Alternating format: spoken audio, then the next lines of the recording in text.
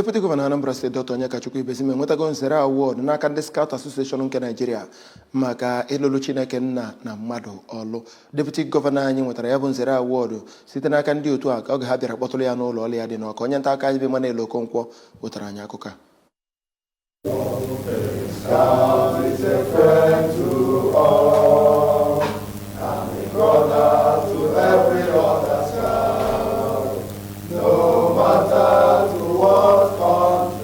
Ka ọ na-anabata ya bụ nzere, Dr. Ibezim onye bụ onyeisi ndị Scout na steeti a kenere ndị otu ahụ na ogogo national maka inyochapụta ma nyekwa ya bụ nzere ma were ya kwụnyere Gọvanọ Chukwuma Soludo n'ihi ọrụ ọma ọ na-alụ. Ọ gwakwara ha na ya bụ nzere ga-eme ya ka o mee karịa ka ọ na-eme. Dọkịta Ibezim mere ka ndị ahụ mata aka ọrụ ọchịchị Soludo na-arụgasị iji wee hụ na enyetere onye ọbụla oke ruru ya na steeti a. Na mbụ ka onye Chief Commissioner Communications nakwa Public Affairs nke ya bụ otu na ogogo national Dọkịta Chukwudiekwu Ibe nakwa onye State Scout Commissioner Maazị Samuel Okwuonye dịka ha na-ebunye Deputy Governor Ibezim ya bụ nzere kenere ya maka ọrụ niile ọ na-arụ iji kwado ya bụ otu na kpee ekpere ka Chukwu gọzie ya.